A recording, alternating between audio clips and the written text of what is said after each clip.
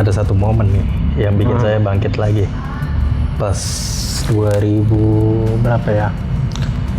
Kemungkinan 2024 sih. Penyesalan itu apa ya? Kalau kita nggak lakuin sesuatu hal itu pasti kita akan menyesal lah ke depannya. Saya sekalian promosiin Papua sih. Iya. Saya pakai Noken, tas Papua, sama mahkota Papua tuh. Pas di panggung itu, soalnya ya memang masih banyak orang luar negeri yang mikir Papua itu ya Papua Nugini, bukan Papua Indonesia. Dan aja sebenarnya. Wah, ini harusnya Kementerian Kebudayaan. Harusnya. Kalau ada bantuan dari Nggak ada perhatian, misal dari Kementerian Pariwisata kan itu bisa ngangkat pariwisata ya. Sayangnya mereka baru sadar setelah Isospeed pergi.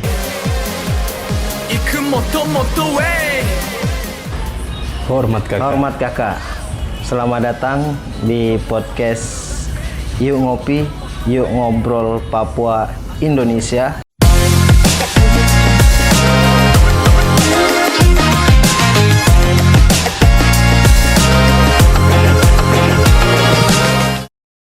Kali ini kita kedatangan tamu dari pemuda Papua yang sampai ke kancah dunia.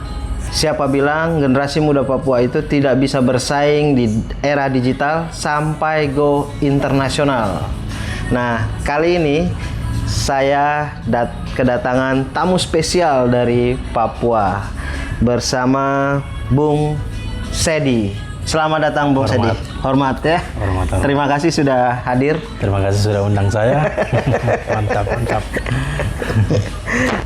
Ini pertemuan yang luar biasa pada siang hari ini bersama Bung Paul, salah satu tokoh pemuda kreatif ya di Papua, khususnya di Saya asalnya dari Nabire. Ya, sebelumnya nih Bung, boleh memperkenalkan diri nih Bung. Sebenarnya sudah terkenal sih ya. Waduh, jadi banyak yang minta foto di jalan. Ya, ini podcast ini jangan ditonton setengah-setengah. Nanti ada tahap-tahapannya. Yang pertama kita akan berbagi tentang siapa sih Bung Paul ini, kemudian sampai ke kancah internasional dan bagaimana menjadi konten kreator saat ini dan bertahan, dan tips-tipsnya akan dibagikan di akhir video nanti ya. Betul. Jadi tonton terus. Tonton terus, Bung. Bung, boleh memperkenalkan diri nih buat teman-teman yang belum kenal Bung atau yang sudah kenal biar lebih dekat, Bung. Boleh. Halo semuanya, saya Paul Sedi. Saya asalnya dari Nabire, saya rapper, singer, dan juga konten kreator. Dan sekarang lagi stay di Jakarta. Ya sekarang fokusnya lebih ke musik sama konten aja sekarang sih. Minum dulu Bung biar santai. Minum. Jadi ceritanya itu cerita awalnya memilih jadi konten kreator, dan saya dengar sebelumnya menjadi karyawan di salah satu perusahaan tambang ya, yang salary-nya cukup besar yang pastinya. Kisah awal mulanya kok memutuskan jadi rapper itu seperti apa? Jadi konten kreator, Bu. Kisah awalnya awal banget nih ya. Awalnya saya lahir di tahun terlalu jauh kayaknya. Lahir tahun berapa? 90-an, 80? 2000-an? Saya lahir tahun 2010. Enggak lah. Enggak. Pokoknya ada lah. Intinya dulu proses awal jadi kreator dimulai dari tahun 2012. 2012 itu masa apa? SMA, kuliah? SMA. Oh, SMA. SMA di mana dulu? Lebih tepatnya SMK sih. SMK ya di Jayapura. Baik. Iya, di sana kan jurusan saya multimedia. Jadi multimedia kan belajar kayak desain, terus fotografi, videografi. Dari situ kayak mulai dapat tuh passionnya.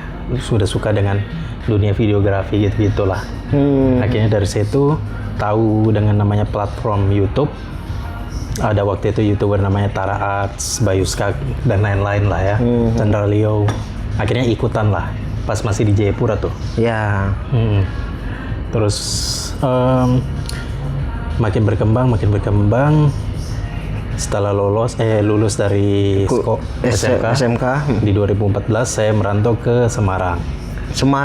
Nah, proses dari 2012 sampai ke 2014 tuh banyak. Kita bikin konten apapun itu. Dari short movie, dari video kayak cover lagu atau bikin lagu gitu-gitu, semuanya ada tuh. Pas sampai di Semarang mulai berkembang, bikin video gaming, mulai berkembang tuh, bikin video gaming, terus bikin video prank, ngerjain orang gitu. Oh, sampai segitunya. Sampai segitunya. Sampai pernah ketangkap satpam di mall. Gara-gara Bikin prank di dalam mall. nggak izin.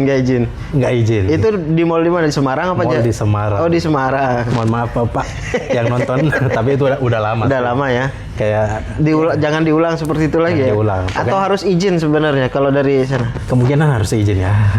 Tapi iya. sayangnya video itu nggak pernah tayang karena videonya hilang, laptopnya error. Ya gitulah kisah sedihnya ya. Kisah awalnya ya. Jalannya. Tapi ya akhirnya dari semua konten yang saya bikin ada satu konten yang paling kena nih. Saya membahas soal Papua. Konten apa itu? Pokoknya dulu saya sempat bikin segmen cerita Pace Cerita di Pace. tahun 2015-16an lah dan seterusnya.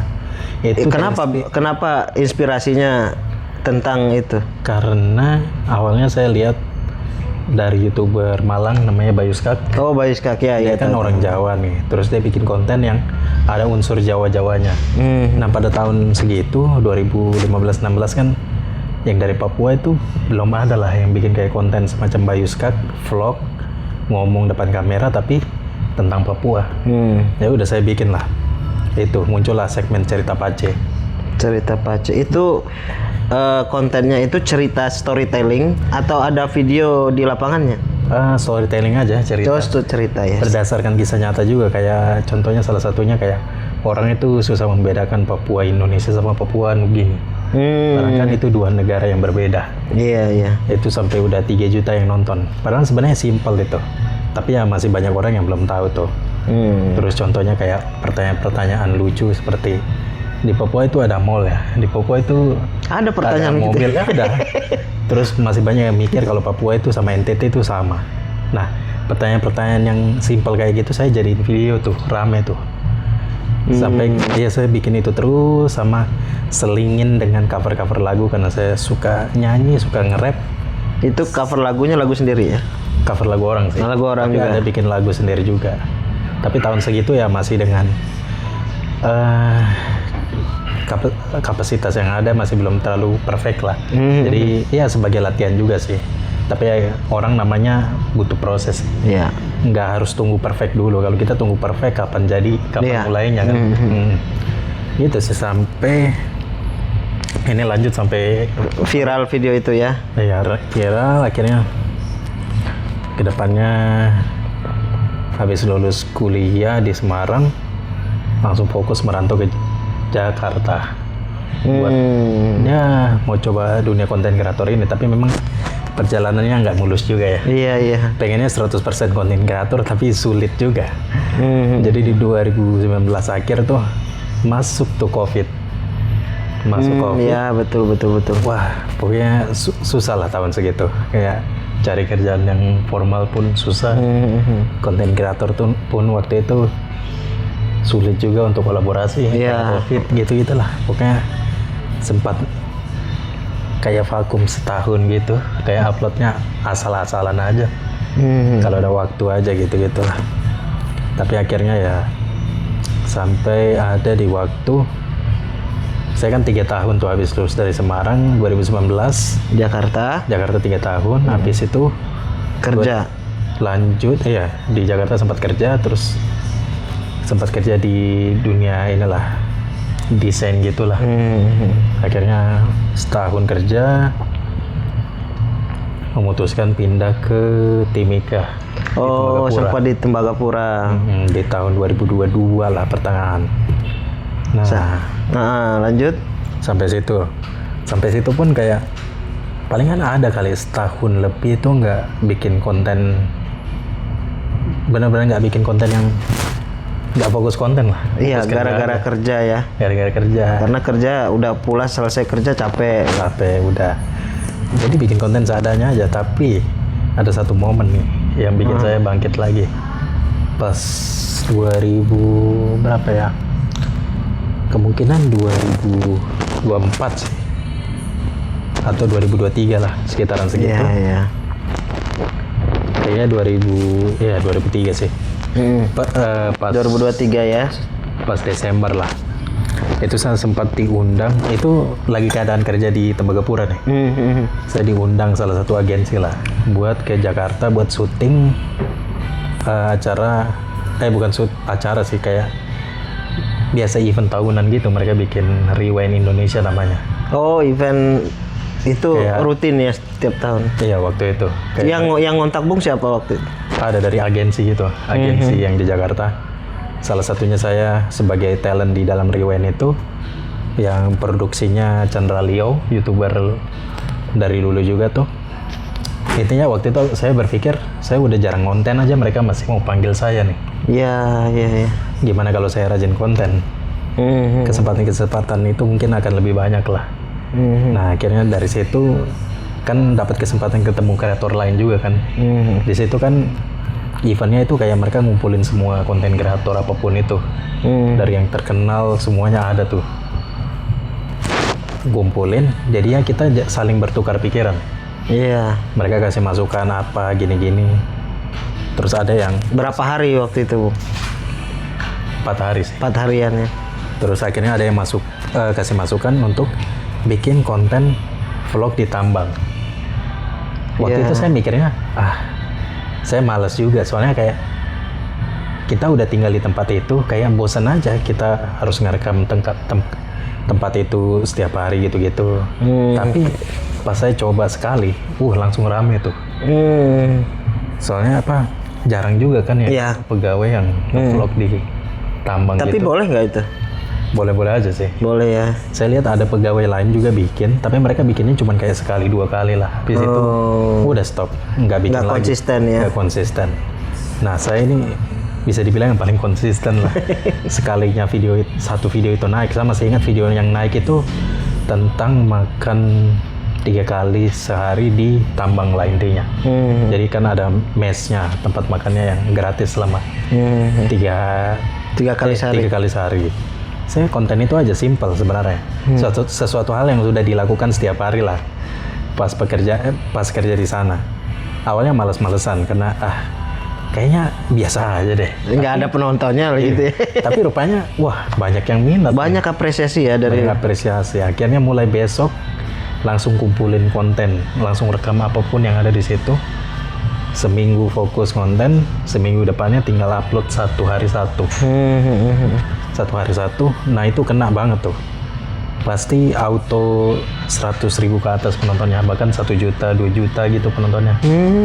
Gitu, pokoknya waktu itu sampai konsisten selama setahun lebih lah. Bikin konten tentang tambang. Iya. Akhirnya rame tuh. Dari yang followers masih berapa tuh? Saya ingat masih 20 ribuan. Setahun kemudian udah 100 ribuan lebih lah. Bahkan udah hampir, ini sekarang udah 200-an lebih lah. Nah, itulah intinya konsisten aja dengan apa yang, kalau kalian sudah dapat konten yang Yang pas ya. intinya iya yang pas dan sesuai hati kalian, ya lakuin aja. Kayak kalau kalian suka main game, ya coba aja bikin konten tentang main game. Tapi kalau kalian nggak suka main game terus kalian mau paksain untuk bikin konten game, ya ujung-ujungnya nggak bakalan enjoy juga bikinnya. Iya. Karena beda kan, main game sama main game dibikin konten. Itu pasti rasanya beda sih. Beda ya. Pokoknya nggak harus game sih, konten apapun itu. Kalian harus enjoy dulu. Enjoy. Betul. Kalau pernah minder nggak di posisi itu, Bu? Sebelum fokus dan memutuskan nih saya harus jadi keluar pekerjaan dan memilih menjadi konten kreator. Sempat kepikiran kayak pas masuk tambang nih, kepikirannya setahun tuh sebelum memutuskan untuk fokus ke dunia konten kreator 100% ya. Setahunan mikir, curhat sama teman-teman, mereka kasih masukan ini itu. Akhirnya ya udah, akhirnya saya memutuskan untuk keluar, fokus ke musik sama konten ini. Emang agak sulit ya, banyak pertimbangan juga. Betul. Tapi ya saya berpikir bahwa daripada penyesalan itu apa ya, kalau kita nggak lakuin sesuatu hal itu pasti kita akan nyesel lah ke depannya. Karena kita nggak nyobain apa Ya, yang karena ada gejolak Betul itu sih. pilihan tetap kerja atau jadi memilih jadi konten kreator gitu. Dengan apa sesuai dengan passionnya lah ya. tuh. Meskipun jadi konten kreator kerjaannya 24 jam. Lebih capek malah ya. Sebelum tidur kepikiran bikin konten apa ya besok. Tapi capeknya itu seru aja gitu. Iya, iya. Kayak nggak kerja aja itu. Meskipun tetap dapat duit juga tapi kayak nggak kerja aja gitu. Iya, menyenangkan nih. Nikmatin aja gitu. Iya. Betul. Nah, mungkin ada pertanyaan dari teman-teman nih. Kalau ada pertanyaan boleh di komentar ya, di komentar sebelum kita lanjut Ada- ke yang kedua tentang kolaborasinya Bung sampai ke kancah internasional.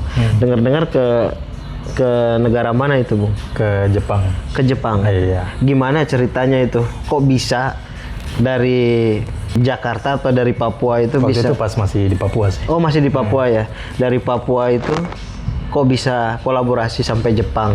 Saya lihat-lihat di kontennya Bung juga ada Korea-Koreanya ya. Oh, Gimana iya. ceritanya itu Bung? Coba di-share nih buat teman-teman penonton. Jadi waktu itu pas masih di Papua, pas masih kerja di tambang tuh. Oh, itu pas masih kerja di. Masih kerja. Jadi maksimalin dengan alat-alat yang sederhana itu. Terus saya maksimalkan sosial media ini akhirnya bisa di notice atau bisa nyampe aja ke Jepang gitu. Akhirnya berteman lah sama teman saya yang rapper Jepang namanya Raula Lila City, Rinta, hormat. Dia tinggalnya di Osaka.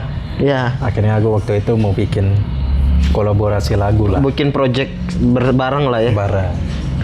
Ada 2 lagu tuh. Lagu yang pertama yang saya kolaborasi sama dia judulnya Motorway. Ada musik videonya di YouTube saya, Paul Sedi, featuring Raula Lila City, Motorway. Nah, terus kolaborasi yang kedua itu yang waktu itu lagi rame, lagunya rapper Jepang itu rame, judulnya Tomodachi. Artinya tuh? Artinya teman. Oh, teman Tomodachi. Ya. Jadi setiap negara itu mereka bikin Tomodachi-nya sendiri, versinya mereka masing-masing. Oh. Kayak Tomodachi Malaysia, Singapura, Thailand, terus Indonesia pun bahkan ada tiap daerahnya. Tiap daerahnya ya. Nah, saya mau bikin yang seluruh Asia ada di satu video. Kayak waktu itu akhirnya saya bikin Tomodachi ASEAN Remix. Itu tuh di situ ada kolaborasi, ada rapper Thailand, rapper India sama Korea sama Jepang ini. Nah itu saya jadiin satu lah di satu project itu. Pokoknya saya semua yang ngatur lah. Bagian mananya mereka lah, part-partnya. Oh, Bung yang ngatur tuh Itu ya. dari Iya. online aja. Pas saya masih di Ditambang nih Tembagapura. posisi kerja. Habis kerja selesai langsung ngurusin itu. Oh iya. Musiknya kamu yang bagian ini, part ini. Terus kamu yang isi ini. Terus konsep videonya gimana? Saya juga yang mikirin gitu-gitulah. Akhirnya udah jadilah video itu, terbentuklah Tomodachi ASEAN Remix, ada di YouTube saya Paul Sedi. Akhirnya dari situ Ketemunya di mana? Titik kumpulnya lah waktu itu. dari Instagram sih. Dari Instagram terus kopdarnya ketemu langsungnya. Sebetulnya yang sempat ketemu langsung cuman sama yang Korea sama yang Jepang aja. Di mana? Di Jepang. Osaka, Jepang. Oh, di Osaka. Jepang ya. Itu sampai itu datang ke Jepang sekaligus bikin itu. Sekalian untuk manggung sih. Oh, manggung. Manggung. Gimana rasanya Bung manggung di Jepang pertama kali di luar negeri? Penontonnya orang Jepang. Penontonnya orang Jepang 100%. Cuman ada satu orang Indonesia, itu pun teman saya sendiri. Dia memang udah kerja di sana sih. Oh gitu. Saya ajakin aja. Tapi itu pun dia cuma datang di hari pertama karena memang dia lagi sibuk kerja kan. Ya udah, akhirnya wah pertama kali itu kayak gimana ya? Penasaran aja penontonnya kayak gimana reaksinya lihat orang dari Indonesia apalagi dari Papua nih. Akhirnya saya sekalian promosiin Papua sih. Iya. Saya pakai noken, tas Papua, sama mahkota Papua tuh. Pas di panggung itu. Oh. Jadi pada penasaran orang-orang. Pada bilang, wih bagus banget itu topinya. Akhirnya jadi bahan promosi juga, promosi maksudnya tentang Papua lah. Iya. Saya langsung jelasin ini topi dari Papua gini. Gitu sih salah satu misinya. Iya. Biar memperkenalkan Papua juga ke seluruh dunia. Betul. Soalnya ya memang masih banyak orang luar negeri yang mikir Papua itu ya Papua Nugini, bukan Papua Indonesia. Iya, Makanya saya harus menjelaskan ulang-ulang lagi. Bahwa ini Papua Indonesia ya. Indonesia, betul.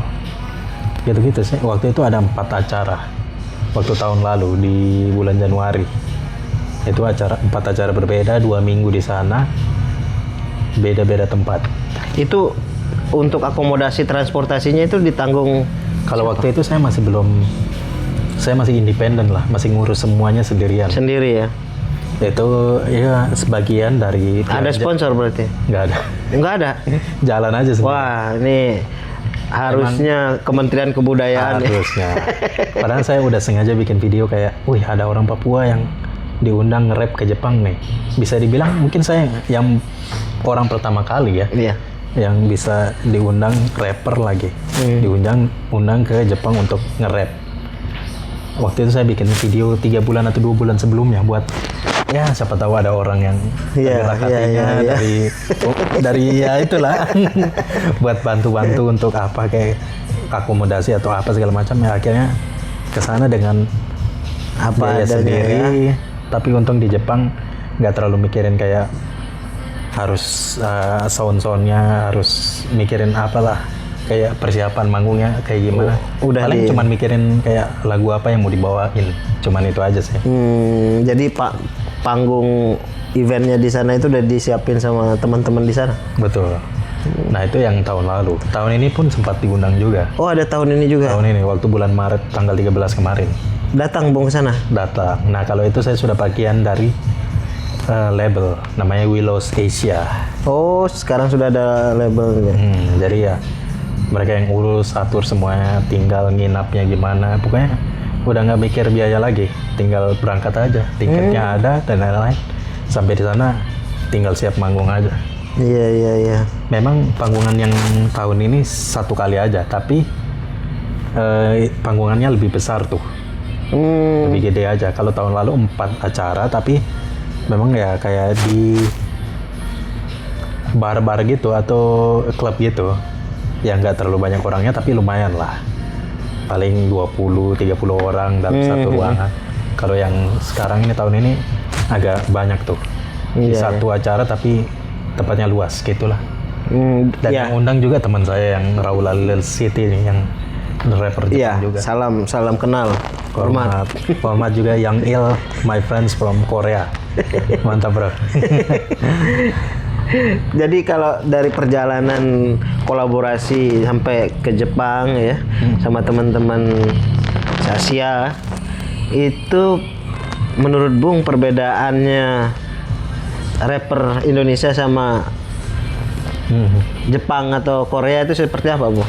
Yang Bung temuin perbedaannya ya mungkin perbedaan penontonnya aja ya. Oh gitu. Pas kita manggung penontonnya kayak gimana? Mereka responnya asik sih meskipun saya nge-rapnya pakai bahasa Indonesia setengah-setengah. Oh iya. Tapi mereka tetap kayak senang gitu, kayak tetap apresiasi lah. Apresiasi. Terus apalagi waktu di Jepang ada beberapa penonton Jepang, ada satu cewek Jepang gitu yang penonton juga kasih saya hadiah gitu kayak, wih merasa kayak dihargai gitu, kasih hadiah lah. Itu bisa dibilang baru pertama kali sih manggung ke luar negeri terus dikasih hadiah gitu sama orang yang nonton, kayak wah saya datang ini kayak benar-benar diapresiasi gitu lah. Kayak saya pikir mereka bakalan nggak ngerti bahasanya jadi mereka kayak diem aja, tapi enggak sih. Mereka tetap seru lah, mantap ya. Undang saya lagi ya. Ya jangan lupa undang saya juga. Saya dampingi. Mantap. Invite me to Japan again. Me too. Arigato. Terus, oh iya berbicara tentang stigma teman-teman saudara kita dari Papua itu apa sih sebenarnya? Kita lanjut lagi nih ya dari tadi yang kolaborasi, kita lanjut lagi nih. Potensi di Papua itu dari sudut pandang Bung, apa sih potensi yang besar yang perlu kita kembangkan ke depan? Potensi sih masih mungkin soal wisatanya masih bagus sih. Cuma apa ya? Iya sih, untuk merubah stigma orang-orang terhadap Papua bahwa Papua itu bahaya lah, apalah. Iya, betul. Segala macam lah. Bener. Beberapa teman saya kayak mau ke Papua tapi mereka berpikir 2 kali gitu. Padahal keadaannya nggak seperti begitu sebenarnya. Betul. Kayak nggak semua lah. Semua titik itu berbahaya. Ada Raja Ampat yang bagus itu di pinggir pantai itu bagus, aman. Jayapura, Merauke, Timika, Nabire, Manokwari, Biak, wah itu bagus-bagus. Benar. Jadi wisatawan ke sana ya nggak terlalu banyak, mungkin nggak maksimal ya karena berita-berita itu. Padahal kalau dipikir-pikir berita yang soal Papua lah kita nggak usah sebutkan, semuanya mungkin sudah tahu lah. Tapi itu kan beritanya kayak nggak setiap hari kan? Iya. Paling setiap berapa bulan atau setahun, 2 tahun. Nggak sering-sering kan? Iya. Coba bandingkan dengan kejadian yang ada di Jakarta. Coba nonton berita kayak pembegalan, berita perampokan atau berita penjamretan segala macam kan rata-rata dari sini nih. Betul. Nah, jadi kalau dibandingkan yang lebih bahaya di sini atau yang di sana? Iya, di sana kan beritanya cuma sekali-sekali tuh. Betul. Nggak terus-terusan. Saya setuju, Bung. Saya setuju. Kalau berbicara Papua itu, waktu saya telepon orang tua ya, di rumah, saya ke Papua. Jadi, lah kok ke Papua? Saya bilang di Papua itu aman. Damai, nyaman, saya bilang. Karena berita yang informasi-informasi itu kan yang bikin, oh Papua itu bahaya ya. Nah, itu saya setuju dengan Bung bahwa Papua itu indah, nyaman, damai lah ya, aman. Nah, di luar yang di berita ya, di berita. Kemudian Bung,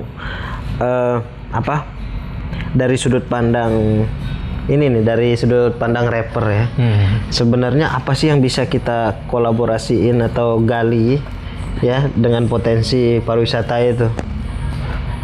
Misalkan pernah ada sebenarnya peluang tapi nggak tercapai atau seperti apa kira-kira, Bu? Peluang yang ketemu siapa tadi? Oh, iSoSpeed itu ya, kan? cuma itu aja. Oke. Nah, contohnya kayak waktu itu ada, Bung ya? Ada kejadian lah. Mungkin sebagian dari kalian tahu YouTuber dari luar negeri namanya iSoSpeed. Ya. Dia bikin live streaming jalan-jalan gitu. Iya, tahu. Oke. Dan orang yang dikontak salah satunya saya nih, yang dari Papua. Dari sekian banyak konten kreator di Papua, saya ini yang salah satu yang dikontak. Seingat saya ada 3 orang sih. Saya, Muhammad Al-Katiri, sama ada teman saya yang di Jayapura lah. Dia sempat kontak tuh, pokoknya sempat mau ke Papua karena waktu itu dia sempat bikin polling gitu waktu live streaming di Bali kan. Oh. Nah, berikutnya dia mau ke kota mana nih? Bali, terus ada apa ya, Sumatera gitu-gitu. Pokoknya ada 4 kota lah. Ya, salah satunya Papua. Salah satunya Papua dan paling tertinggi. Dan komen-komennya tuh udah pada kayak bukan provokasi ya. Ya mereka masih berpikir soal itu, Papua bahaya lah, apalah segala macam. Makanya mereka tulis gitu sampai iSoSpeed-nya bilang, bahaya, maksudnya gimana bahaya, bla bla bla. Dia jadi kayak kepikiran gitu. Iya. Tapi ujung-ujungnya tetap jadi jadi mau jalan sana. Mau jalan ke sana. Akhirnya dia kontak saya. Nah, bagaimana dia bisa kontak saya? Itu ya balik mungkin kita bagaimana dia bisa kontak saya itu dari Twitter. Sekarang namanya X ya. Jadi di situ dia sempat nanya, cari kayak guide yang dari Papua lah. Terus banyak itu yang rekomendasikan nama-nama. Dan salah satu yang paling terbanyak saya yang direkomendasikan. Coba ini aja, dia bisa bahasa Inggris, bla bla bla bla bla. Nah, dari situ saya berpikir bahwa brandingan itu penting sih. Brandingan, kalau kalian bisa bahasa Inggris itu penting. Ini salah satu contohnya aja ya. Kalau kalian bisa bahasa Inggris, tunjukin aja di sosial media atau gimana. Ya, kesempatan kayak begini bisa datang ya gara-gara itu, karena kan saya bisa bahasa Inggris, saya tunjukin aja di lagu-lagu saya ataupun di video-video saya ngobrol pakai bahasa Inggris sama teman-teman gue di luar negeri gitu-gitu. Makanya netizen pada rekomendasiin saya tuh. Dari situ langsung iSospeed DM saya dong. Yo bro, you from Papua? Yes. Gitu akhirnya terjadilah percakapan itu. Oke. Dia maunya apa di Papua, sinyal di sana gimana, pokoknya nanya panjang lebar lah. Akhirnya dari situ batal di ujungnya. Karena udah Kenapa bisa batal, Bung? batal 2 kali karena dia udah pesan tiket 2 kali tuh, pesan tiket pesawat 2 kali ke sana, tapi batal. Padahal udah saya siapin semua tuh, udah telepon Sambutan dan kegiatannya di sana udah ya. Kegiatannya udah telepon teman saya namanya Yohanes Pangki. Dia salah satu orang yang ada di stand up Indo Jayapura lah. Dia orang stand up komedian. Ya, salam kenal, Bung. Hormat. Nah, saya sudah, karena dia kan kenal banyak orang lah di sana. Iya. Dia yang ngatur semuanya bla bla bla. Saya bilang tahan aja dulu, yang penting sampein aja kalau iSospeed mau ke Jayapura nih. Udah. Akhirnya sehari 2 hari kabarnya tetap cancel pesawatnya. Wah, jadi, sayang banget ya. Sayang banget. Padahal itu potensinya tinggi, tapi nggak ada bantuan dari mana-mana gitu. Kalau ada bantuan dari, nggak ada perhatian, misal dari Kementerian Pariwisata kan itu bisa ngangkat pariwisata ya. Sayangnya mereka baru sadar setelah iSospeed pergi. Iya. Padahal di Cina itu dia sampai betah tuh, hampir seminggu lah pindah-pindah kota. Dan itu ada kehadiran pemerintahnya di sana. Harusnya ada ya. Di Cina maksudnya? Ada ya. Berarti Wah, dia itu peka ya. Peka. Kalau kita ini udah viral baru dicari. Iya, sudah pulang. Kurang ini aja sih, kurang tanggap. Kalau tidak itu terpromosi Papua, promosi pariwisata Papuanya ya.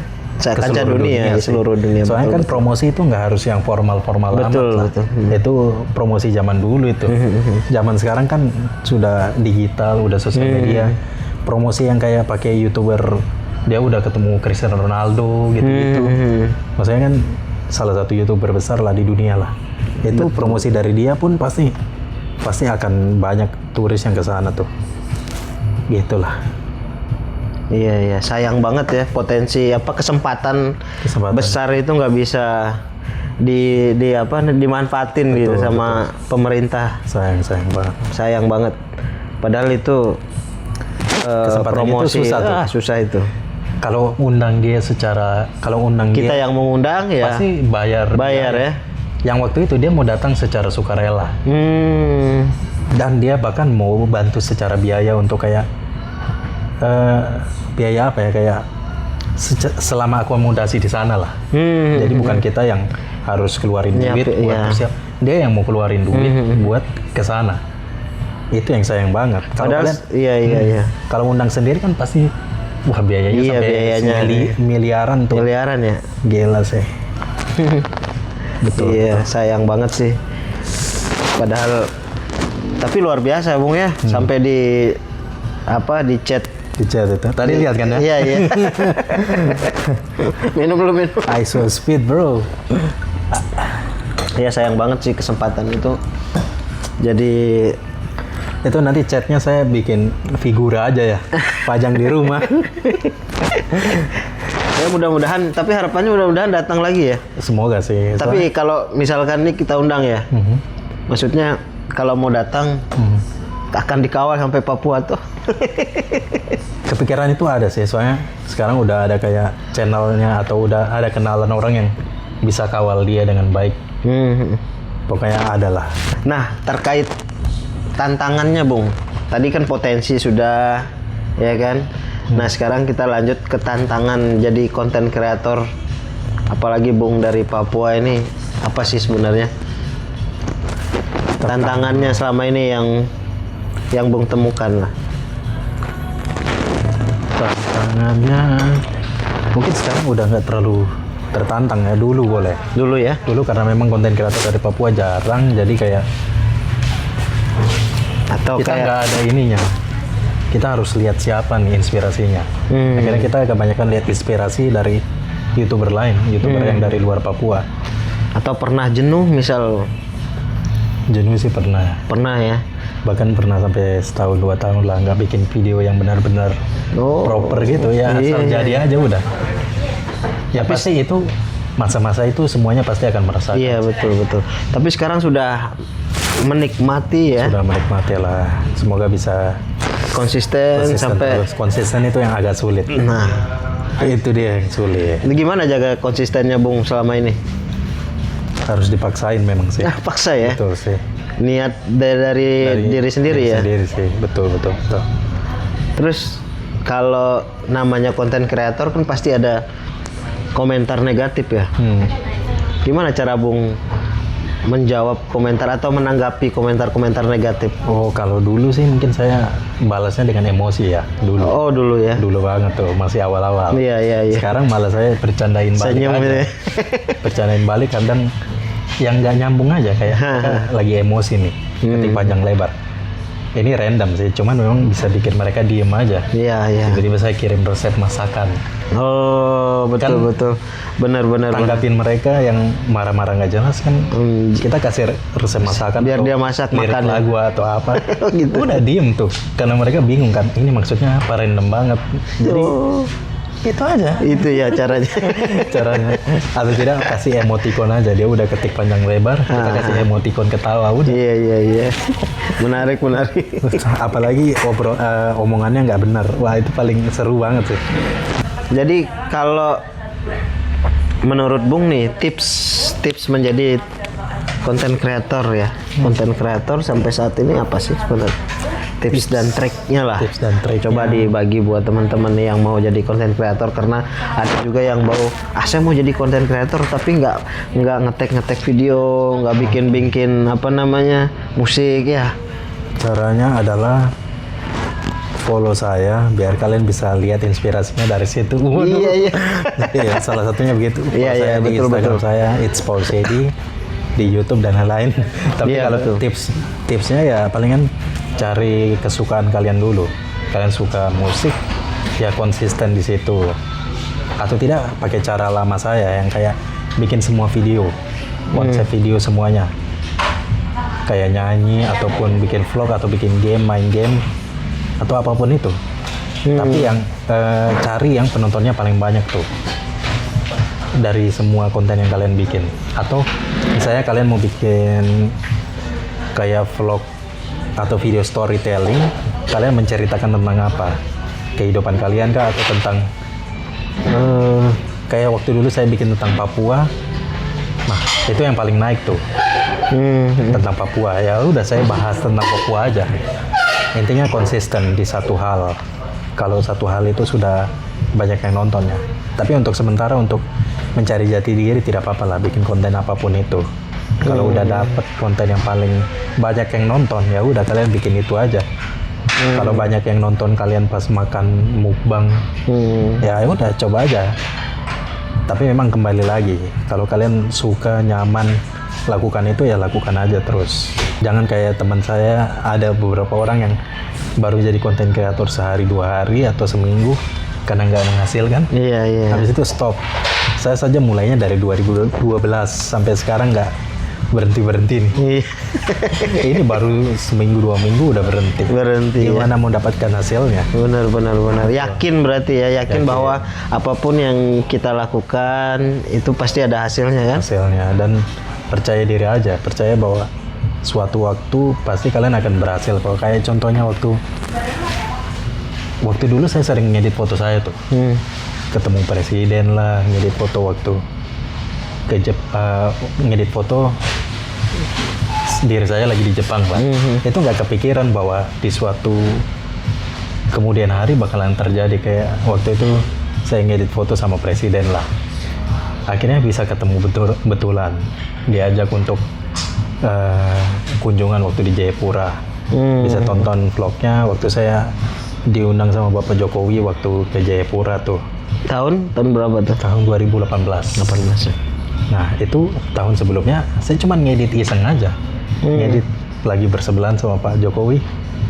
Tahun berikutnya tiba-tiba diundang gitu. Padahal itu cuma random aja, edit.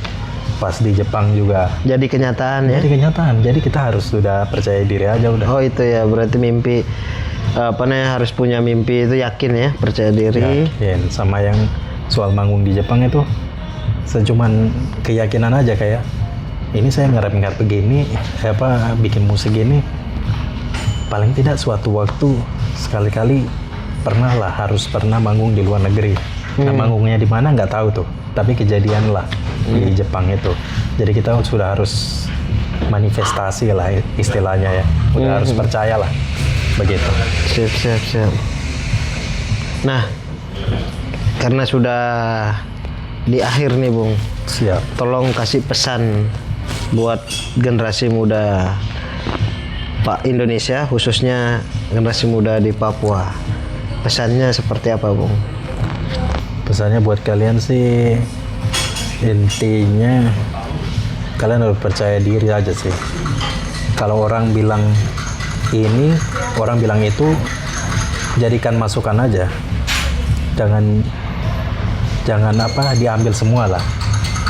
Pengalamannya orang sama pengalamannya kita itu beda.